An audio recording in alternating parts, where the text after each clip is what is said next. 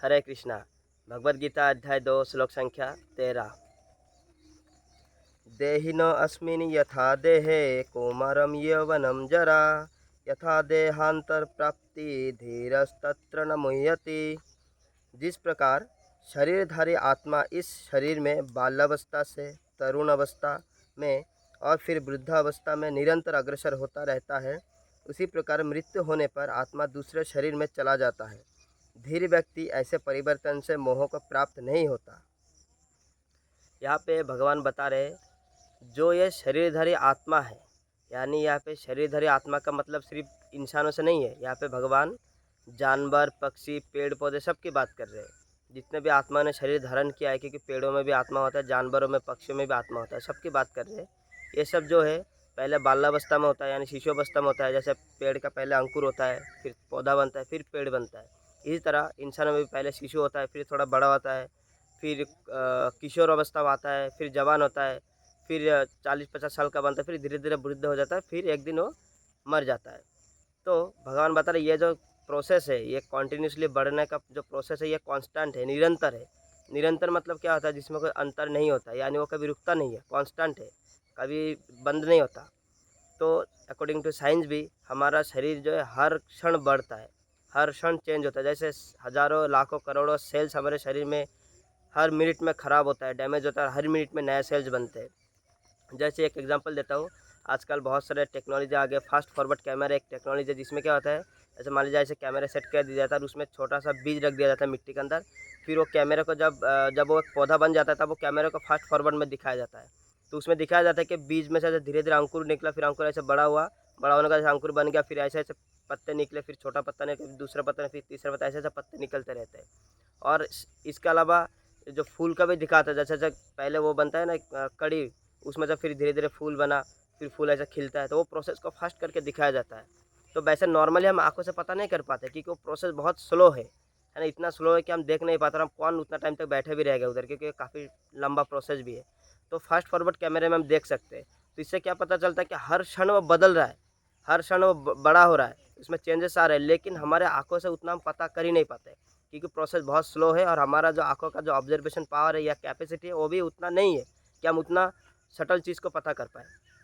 एक एग्जांपल और देता हूँ, जैसे हमारे घर में बच्चे होते हैं, मान लीजिए कोई 5 साल का बच्चा है, वो हमारे सामने, आंखों के सामने डेली बड़ा हो रहा है थोड़ा थोड़ा, लेकिन हमको पता नहीं चलता। लेकिन वही 6 महीने, साल भर के बाद कोई रिश्तेदार आता है, आके बोलता, अरे मुन्ना या मुन्नी या गुड़िया इतना बड़ा हो गया, अभी इतना 2 साल पहले कितना छोटा था, अभी बहुत बड़ा हो गया। लेकिन वो चीज़ हमारे सामने होता है, लेकिन हम पता नहीं कर पाते, क्योंकि हम उसको डेली देख रहे हैं थोड़ा थोड़ा बढ़ते हुए, इसीलिए हम पता नहीं कर पाते। लेकिन जब 2 साल बाद कोई आता है, तो उनके सामने वो जो छोटा छोटा जो स्टेप लेके बड़ा है, वो बहुत एक बड़ा मात्रा में उनको पता चलता है।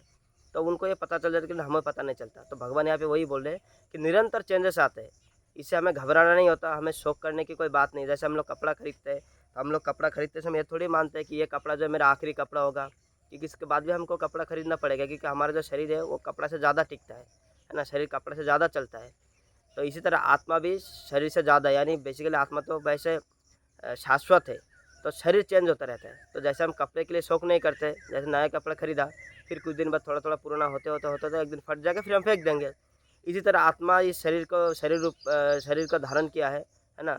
तो ये शरीर धीरे धीरे खराब हो जाएगा, फिर शरीर मर जाएगा। तो इसमें आत्मा का कभी, आत्मा नश्वर है, आत्मा कभी मरता नहीं है।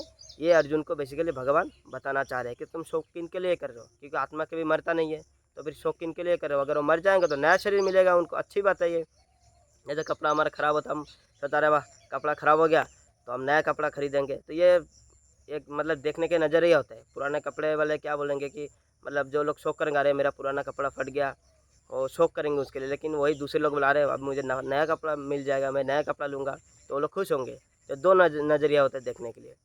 तो इसी तरह भगवान बता रहे हैं कि अगर वो मर रहे तो ठीक है, वो अभी युद्ध, धर्म युद्ध के लिए मर रहे हैं, और वो साधु पुरुष है, द्रोणों और जो बीच में साधु पुरुष है, उनको कम से कम स्वर्ग तो प्राप्त हो ही जाएगा, और नया शरीर भी मिल जाएगा। फिर इसमें आप क्यों शौक कर रहे हो? तो ये अर्जुन को भगवान समझाने की कोशिश कर रहे हैं।